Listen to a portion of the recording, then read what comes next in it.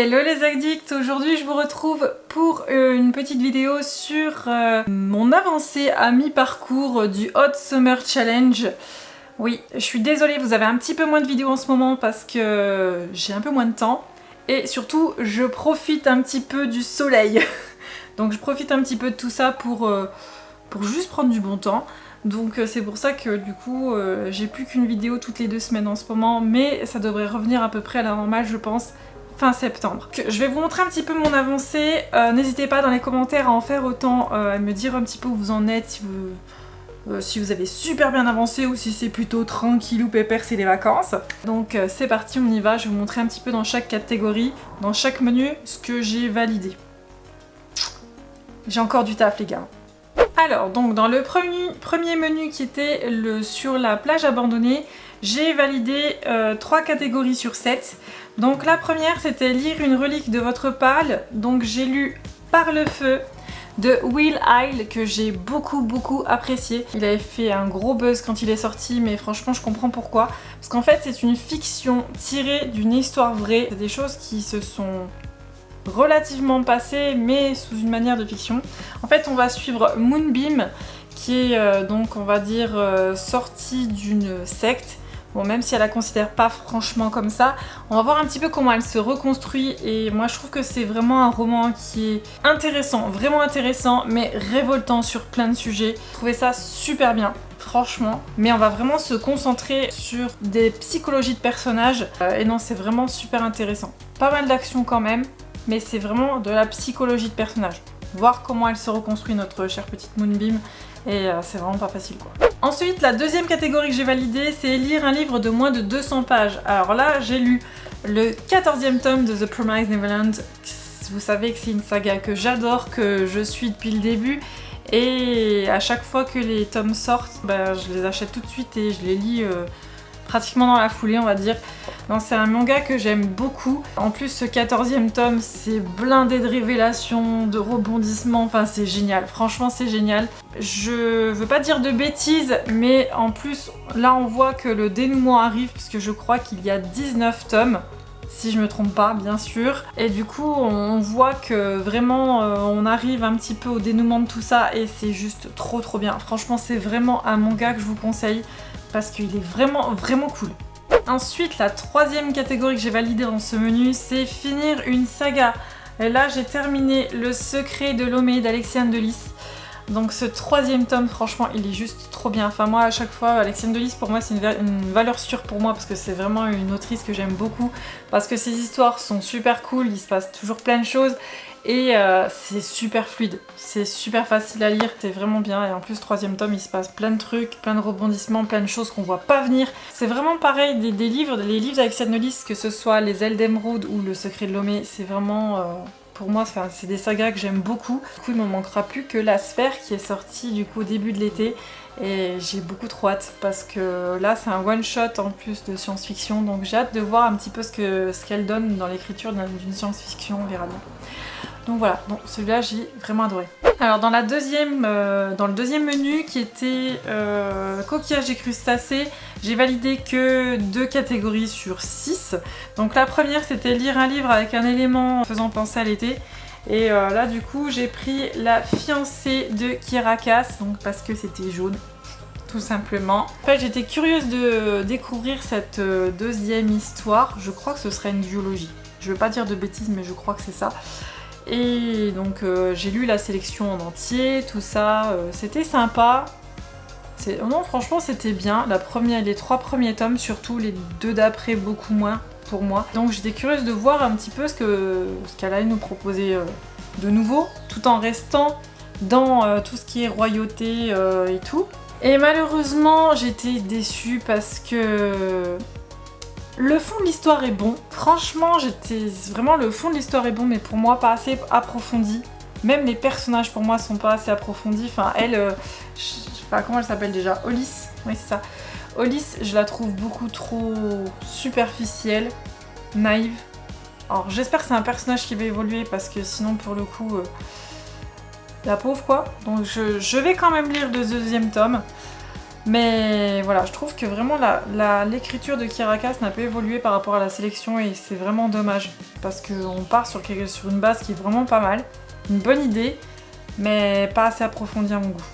Ensuite, la deuxième catégorie que j'ai validée, c'est lire une romance. Alors là, j'ai changé parce que sinon je pense que je vais jamais arriver au bout de mon challenge, même si je pense que ça va être tendu que j'arrive à lire tous mes livres, mais je vais vraiment essayer de lire tout ce qui était vraiment important pour moi.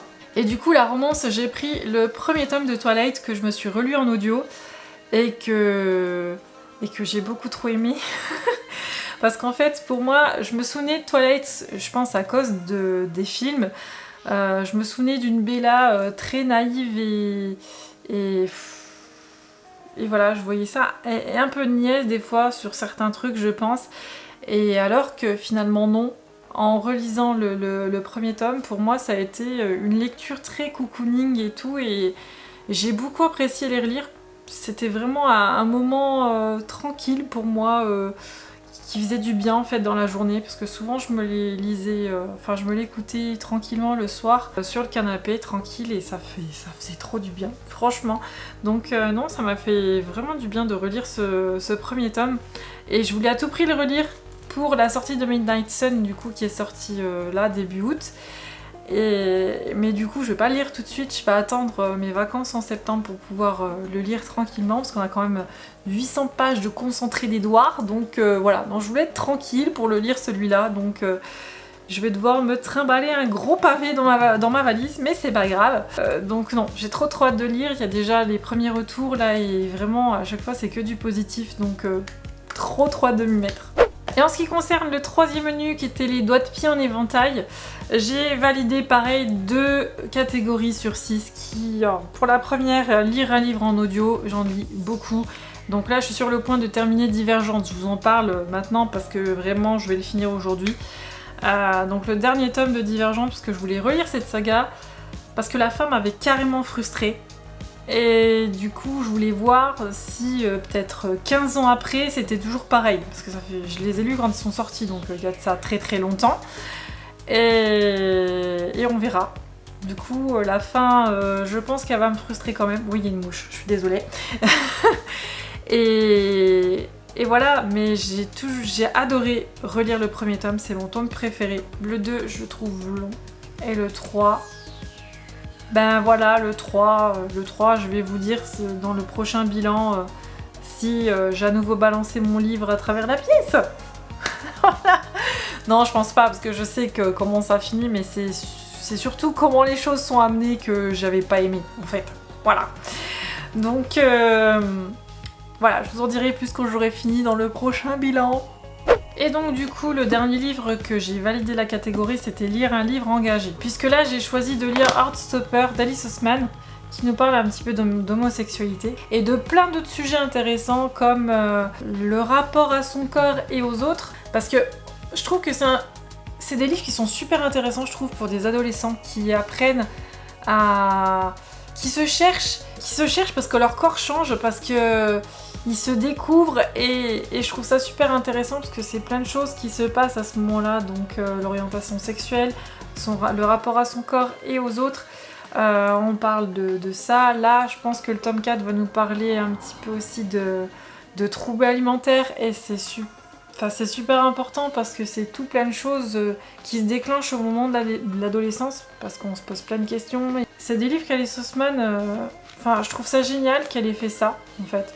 C'est super intéressant, ça permet de répondre à pas mal de questions et en même temps c'est une histoire qui est super mignonne, super touchante puisqu'on va suivre Nick et Charlie et là dans ce troisième tome on les retrouve à Paris en plus et non franchement ce troisième tome c'est mon préféré parce qu'il parle de plein de choses et c'est trop cool. Donc voilà, moi je vous les conseille énormément, c'est des petits romans graphiques, ça se lit très vite mais c'est super intéressant. Voilà, donc c'est tout pour cette petite vidéo, pour vous dire un petit peu où j'en suis dans ma palle pour le Hot Summer Challenge, donc à mi-parcours. J'ai encore beaucoup de boulot, mais voilà, j'en ai 2 qui sont bien entamés, que j'aime beaucoup, donc je vous parlerai dans le bilan. Je pense que je vais continuer tranquillement, il y en a que je sais que j'arriverai pas à lire parce qu'on est déjà début août et qu'il m'en reste je ne sais combien. Mais je vais faire mon maximum et puis on verra bien de toute manière. J'ai envie de lire aussi ce que j'ai envie. Donc des fois je change, je remets d'autres que j'avais envie de lire. Si ça rentre pas dans une catégorie, c'est pas grave. Et voilà, comme je vous l'ai dit, c'est un challenge sans prise de tête, voilà. Vous pouvez changer comme vous voulez, si vous voulez en lire moins, vous pouvez en lire moins, si vous voulez en lire plus, vous en lisez plus. Donc voilà, n'hésitez pas du coup à me dire ce que vous en êtes dans votre challenge. Et n'oubliez pas la lecture commune si vous voulez y participer, donc de l'Anti-Magicien de Sébastien de Castel. Je vous remettrai le lien du groupe où on en discute. Je pense que je ferai un live à la fin du mois pour faire un bilan de cette lecture. Je ne sais pas encore sur quel support je vais le faire, si ça va être ici, si ça va être sur Facebook, si ça va être sur mon Instagram. Je n'en sais rien pour l'instant. Ce qu'on fait pour la lecture commune, c'est une partie du livre par semaine. C'est vraiment 4 parties qu'il y a dans le livre et du coup là on est en plein dans la deuxième partie. Donc quand cette vidéo va sortir, je pense qu'on sera à la fin de la deuxième partie. Mais vraiment pour le début c'est vraiment pas mal. Si vous aimez le fantastique et un peu fantasy, franchement c'est vraiment pas mal. N'hésitez pas à me dire où vous en êtes et du coup je vous retrouve bientôt normalement. Donc je vous dis bye bye et à la prochaine, salut!